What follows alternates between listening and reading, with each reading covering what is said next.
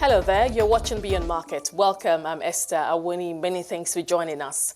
On today's show, we'll discuss how climate change is impacting Africa's development. Of course, you can join the conversation. Just join with the hashtag Beyond Market. You can also send your thoughts or your comments to my Twitter handle too. It's at Esther O. Awuni. Now, the United Nations Secretary General says Africa is at the front line of the impacts of the repercussion of climate change, although the continent has a minimal contribution to global warming. Birama Boubacar Sidibe, board member at African Risk Capacity and the managing director at Interface, and Delphine Maidu, board member at African Risk Capacity Limited. She's also the regional chief operating officer at Allianz Africa. They join me now for this discussion. Thank you so much for taking the time out to join me this morning. Let me start with you, Boubacar, for this conversation. Now, the United Nations continues to warn that Africa is the most vulnerable to the impact of extreme weather conditions, climate change, basically. Would you say that this warning is being treated with the urgency it deserves? Not really. I think we're starting taking care of Africa because it's the most vulnerable and the less resilient to disaster risks that are linked to climate. So there is a building consensus. What is very important is to know that innovation can come and help because the country are really budget constrained, liquidity constrained. So should a disaster occur, they will have to go in their budget, and the budget is very tight. So one of the things we're doing now is to make sure that we can have innovative instruments like insurance based on solidarity of member or country that's likely to be affected, and come up with a solution. So the good news is that there is a building consensus at the highest level, G7, African Union, that we need to plan, we need to be more resilient, we need to have the capacity to plan and to recover from disaster. Another thing is that the disaster were low frequency in the past, but as you see, as you know, as a result of the climate change we are witnessing now, it's becoming high frequency thing. So it has to be part of everything we're doing as a society, as an economy, as a country, or as a whole continent. Okay, Delphine, if I could just bring you in here, it would appear that what Africa is doing now is basically bracing and, of course, obviously tackling the effects that we're already beginning to see from climate change. But would you say that perhaps Africa should, at the global stage, I'm talking about the Paris Agreement, the COP24, or any other discussions at the global stage where Africa also sits at the table to talk about the effects of climate change? Do you think that Africa's voice should be the loudest at this point, since, it's on record that we contribute the least to the effect to climate change, high emission levels, etc. Do you think that Africa's voice should be the loudest at this point? Absolutely. I think our voice should be the loudest. Mr. Sidibe and I, in the past 2 days, have been in a board meeting of our companies here. Africa contributes very little to global warming. However, only 1 or 2% of the financing at the global level reaches us here in Africa. When we look at the numbers a bit, we say by 2030, there will be 100 million that are people that are go through poverty or are led to poverty because of climate change. We're expecting this at 720 million people by 2050. Most of these people will be from sub-Saharan Africa. Yet the financing needs are not sustainable at this stage. Africa's voice should be the loudest. We've had some discussions also around the World Economic Forum this year on climate change. The G7 through the Green Climate Fund need to do a bit more. This needs to be replenished so that African governments can help sustain the disasters that are caused by climate change. Birama, let me ask you this. I understand that the board members of ARC have been meeting. I'm not sure if the meeting started yesterday or if it's starting today, but if it's just starting, could you just give us a sense of what will be top on the agenda, and if it started already, just some of the key outcomes, takeaways that have come out so far? Okay, let me start by saying that we have a joint board with our insurance company also. We are a development company. And the important thing we are reviewing this time is first the good news. Senegal would be receiving a payout as a result of our interaction with Senegal as a result of running the model, and they have paid a premium and they are covered, and they will be receiving that. That's a good news for us. The second is that as we move on, we try to discuss on the sustainability of our model, to have, since the initiatives from the African Union, we want to make sure that not only in the case of drought situation, no country will be left behind, so that we give them the opportunity to be part of the pool of insurance, because they have the same kind of disaster they can suffer from. That's a drought. We have been discussing the health outbreak and epidemics. As you know, it's a big problem for Africa. And then we're looking forward to see how we can build up a sustainable financing model based on insurance scheme. That's one of the strategic things we have been discussing these days, apart from the good news that as a result of coverage, Senegal is going to get up to $22 million to cover their loss for the drought they suffered this year. Okay, Delphine, I want you to just briefly now, to just help us distinguish between, just for the sake of some of our viewers who may not be aware, the difference between the ARC itself and ARC, its subsidiary ARC Limited, the funding aspect of ARC. So ARC is an agency of the Union, the African Union, and basically created to support countries with disaster planning, contingency planning. Through ARC, there's also an affiliate, which is the insurance company. And the insurance company has been around for a couple of years. The main purpose of these two organizations is to make sure that African governments and Africans in general take our fate in our own hands by insuring against disaster risk. And to complement the conversation just now on Senegal, since the creation of ARC Limited, there's been $58 million that have been paid to countries for drought. And it's also, when we look at disaster recovery cost, for every dollar that a company or a sovereign pays for insurance, it saves over $4 in cost of disaster recovery. So if I can summarize between the two, these entities are created so that Africans can take our destiny in our own hands when it comes to the challenge of climate change. At the same time, we still need the support of the G7 and all the other countries that are contributing the most to carbon emission in the world. Now, Birama, so far, I think just about 33 African countries have signed up to have access to ARC tools and services. I mean, there are 54 countries on the continent. Is there a reason why all the African countries have not signed up to this? I mean, just thinking about the benefits alone, just thinking about how Senegal just recently is benefiting from it. I'm just wondering why all countries haven't signed up to it. To give a correct answer to this question, we need to go back in the story. ARC started by developing a model on the drought. As you know, the natural disaster risk goes beyond drought. It can be flood, it can be epidemics, outbreak, and so on and so forth. So initially, the action or the intention was driven to countries that's likely to suffer from drought. As we move on, and as attested by everyday event and showing television program, we have cyclones. We have seen cyclone affecting Mozambique, Malawi, and Southern Africa. And then in the DRC, you also have the Ebola crisis, which is a very concerning thing. So the disaster risk goes beyond only drought. It goes to flood, it goes to health outbreak, and so on and so forth. So as we move on, we're moving from drought, a country like Cote d'Ivoire or a country like DRC would not mind of drought. Their concern would be more or less health issue, outbreak, epidemics, and so on.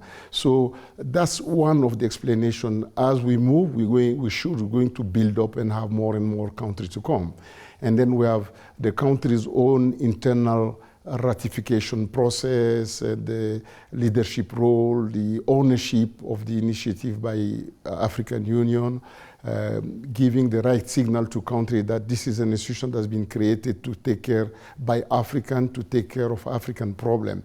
And those problems would be to help African country to do two things, which normally or naturally, if you look at the figure, they are not doing, is to prepare contingency planning, to prepare for the disaster, to be mindful that the disaster move from low frequency to high frequency, and any disaster would be a big strain on their budget, and you know the situation of budget of African country.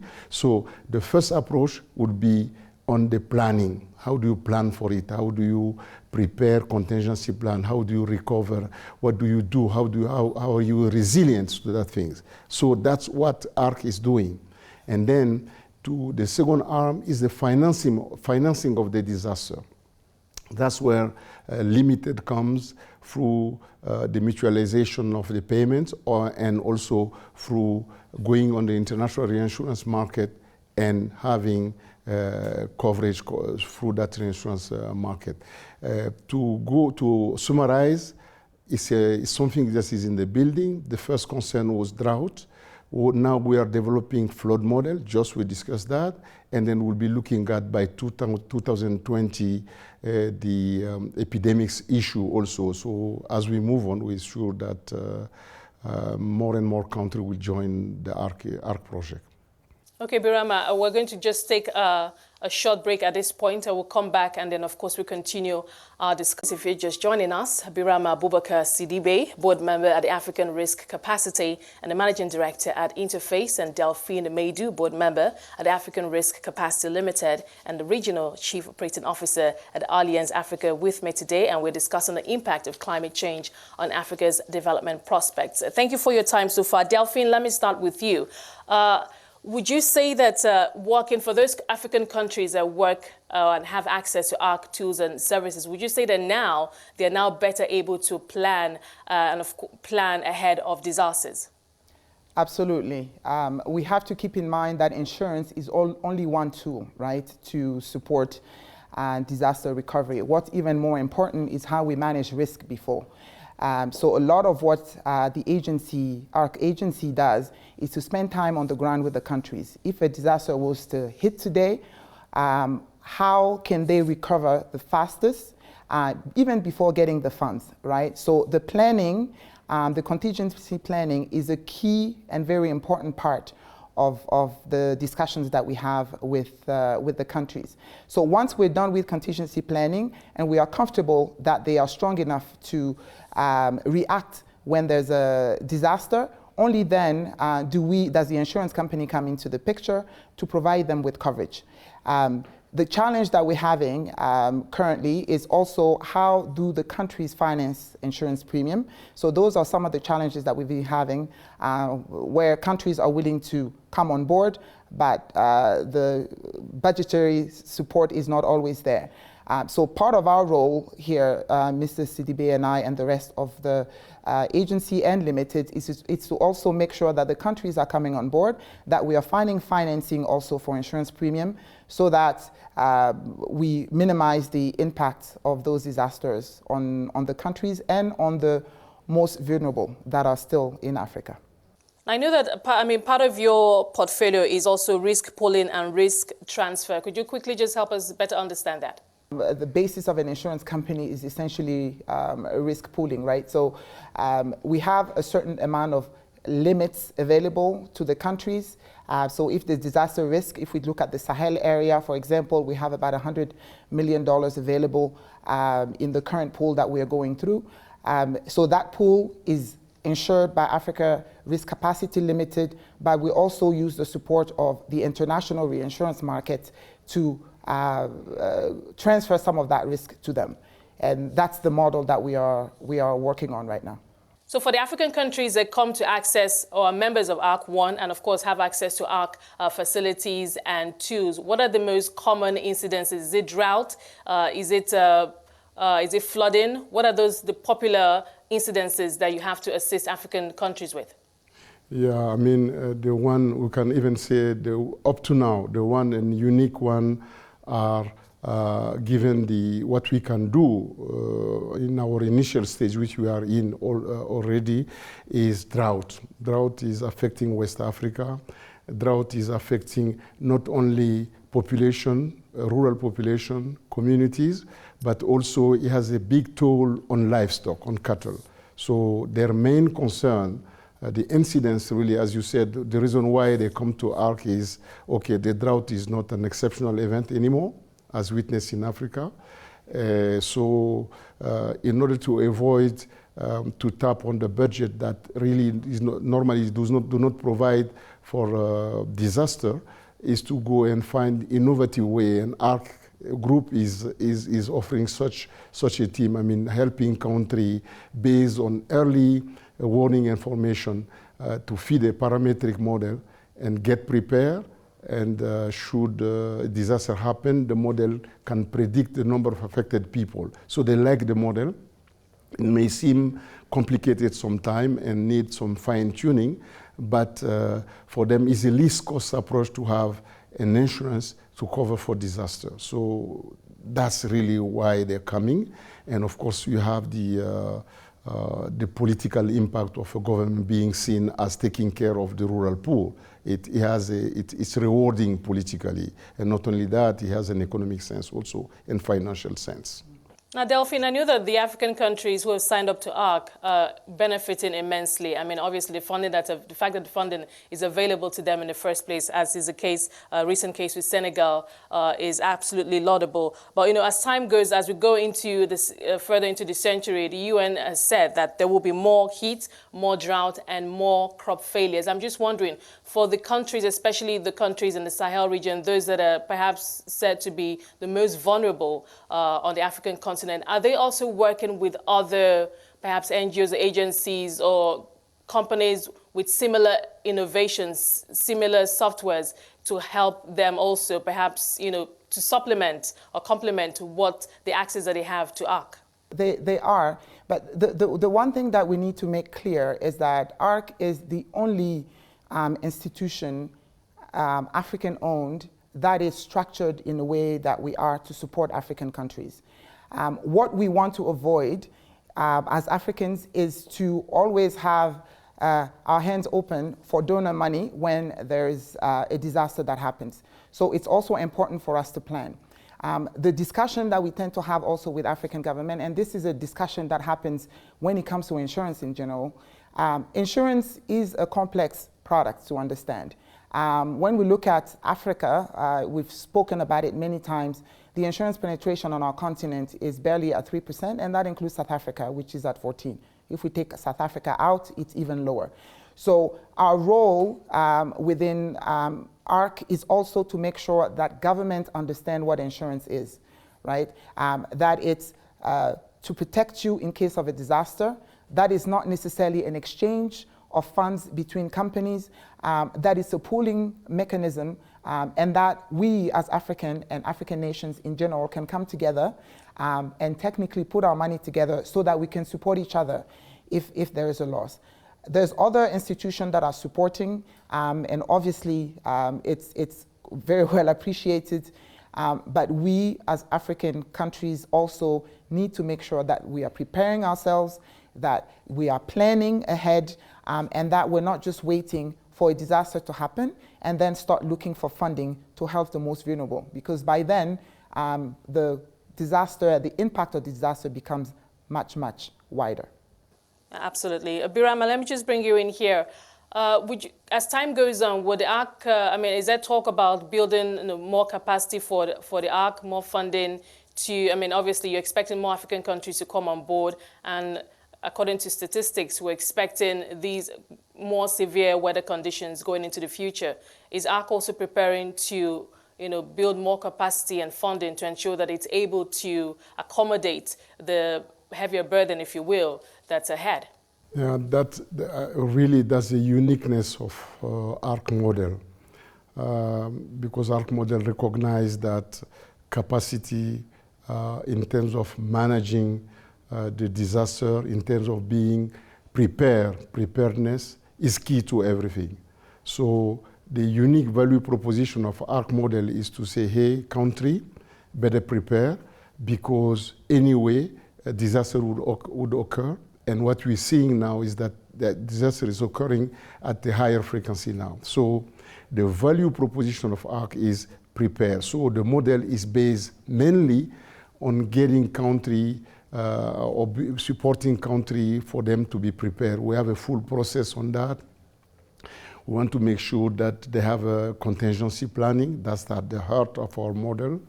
And ARC staff are visiting country together with partners. We should really say that partners also are bringing a lot in that model. WFP is a partner.